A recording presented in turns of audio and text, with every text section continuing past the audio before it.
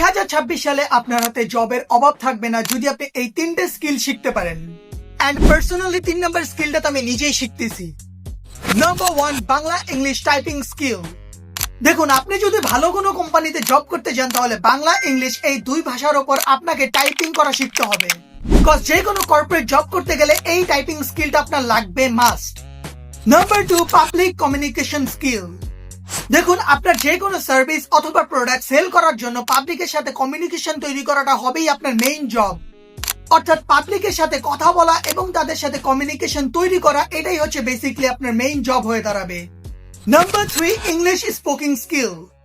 দেখুন, ভালো কোনো কোম্পানি অথবা ব্র্যান্ডের সঙ্গে কাজ করতে গেলে আপনাকে English speaking, writing and listening এই তিনটে স্কিলেই আপনাকে প্রো হতে হবে।